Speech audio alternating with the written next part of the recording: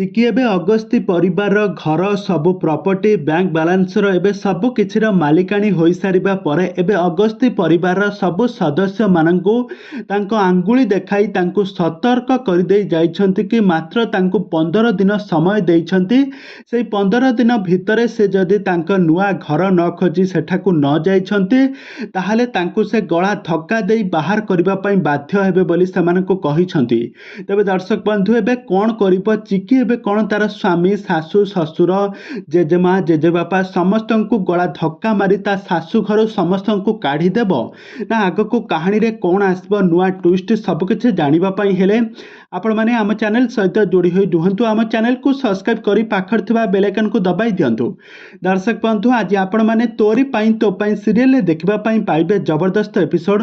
ଆଜି ଦେଖିବା ପାଇଁ ପାଇବେ କାଲି ତ ନିଲାମ ହୋଇସାରିଛି। ନିଲାମ ହୋଇସାରିବା ପରେ ଆଜି ସକାଳେ କୋର୍ଟରୁ 2 ଜଣ ଓକିଲ ଆସି ଅଗସ୍ତି ପରିବାରରେ ହାଜର ହୋଇକି କହିବେ ଅଗସ୍ତି ପରିବାରର ସମସ୍ତ ସଦସ୍ୟମାନଙ୍କୁ ଜଣାଇ ଦିଆଯାଉଛି ଯେ ଏହି ଘର ଗତକାଲି ନିଲାମ ହୋଇସାରିଛି। ନିଲାମ ହୋଇସାରିବା ପରେ ଏ ଘରର ସମ୍ପୂର୍ଣ୍ଣ ଏବେ ମାଲିକାଣୀ ହୋଇସାରିଛନ୍ତି ଦୁର୍ଗା ରାୟଚାନ୍ଦ।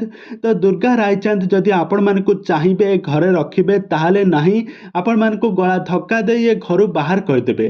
ଆଉ ତାପରେ ଜେଜେମା ରାଗି ଯାଇ କହିବେ ମୁଁ ଏହା କେବେ ବି ହେବା ପାଇଁ ଦେବି ନାହିଁ। ଆଉ ଏହାପରେ ଜେଜେମା ରାଗି ଯାଇ କହିବେ ମୁଁ ଏହା କେବେ ବି ହେବା ପାଇଁ ଦେବି ନାହିଁ। ସେ ଅନାଥ ଝିଅକୁ ମୁଁ ତାର ପ୍ଲାନରେ କେବେ ବି ସଫଳ ହେବା ପାଇଁ ଦେବି ନାହିଁ। ତ ଏକଥା ଶୁଣି ନେବେ ଯଶୋଦା ଦେବୀ ଆଉ ସେ କହିବେ ମୁଁ ଠିଆ ହୋଇଛି ମୋ ସାମ୍ନାରେ ତମେ ମୋ ଝିଅକୁ ଅନାଥ କହିବ?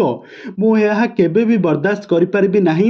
ଆଉ ମୁଁ ତୁମମାନଙ୍କୁ ବହୁତ ଦିନ ହେଲାଣି ତୁମମାନଙ୍କୁ ସମ୍ମାନର ସହିତ କଥାବାର୍ତ୍ତା କରୁଥିଲି କିନ୍ତୁ ଏବେଠୁ ମୁଁ ତୁମକୁ ଗଳା ଧକ୍କା ଦେଇ ବାହାର କରିଦେବି। ଆଉ ମନେ ରଖ ତମେ ଯଦି ତମମାନଙ୍କ ମଧ୍ୟରୁ କେହି ବି ଯଦି ମୋ ଝିଅକୁ କେବେ ବି ଅନାଥ ବୋଲି କହିଥାଅ ତାହେଲେ ତୁମମାନଙ୍କର ପରିଣାମ ବହୁତ ଖରାପ ହେବ।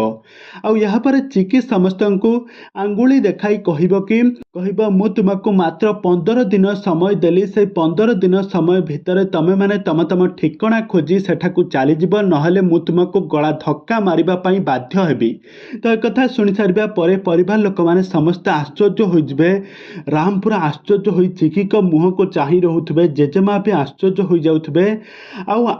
ଆଉ ତାପରେ ଚିକି ମଧ୍ୟ ଗୋଟେ କଥା କହିବେ ଆପଣମାନେ ଯେଉଁ ବଡ଼ ପାଟିରେ ଯେଉଁ ଭଲ୍ୟୁମ୍ରେ କଥା ହେଉଛନ୍ତି ଟିକେ ସ୍ଲୋରେ କଥା ହେବେ କାହିଁକି ନା ମୋତେ ଜମାରୁ ବି ଅଧିକ କଥାବାର୍ତ୍ତା ହେବା ମୋତେ ଜମାରୁ ବି ପସନ୍ଦ ନୁହଁ। ଆଉ ମୋ ମାମାକୁ ବି ଏକଥା ଜମାରୁ ବି ପସନ୍ଦ ନୁହଁ। ତ ଏକଥା ଶୁଣି ସାରିବା ପରେ ଏବେ ପରିବାର ଲୋକମାନେ କ'ଣ କରିବେ ଏବେ କୁଆଡ଼େ ଯିବେ କ'ଣ କେଉଁଠି ରହିବେ ସବୁକିଛି ଜାଣିବା ପାଇଁ ହେଲେ ଆଗକୁ ଏହି ସିରିଏଲରେ କ'ଣ ଆସିବ ନୂଆ ଟ୍ୱିଷ୍ଟ ସବୁକିଛି ଜାଣିବା ପାଇଁ ହେଲେ ଆପଣମାନେ ଆମ ଚ୍ୟାନେଲ ସହିତ ଯୋଡ଼ି ହୋଇ ରୁହନ୍ତୁ।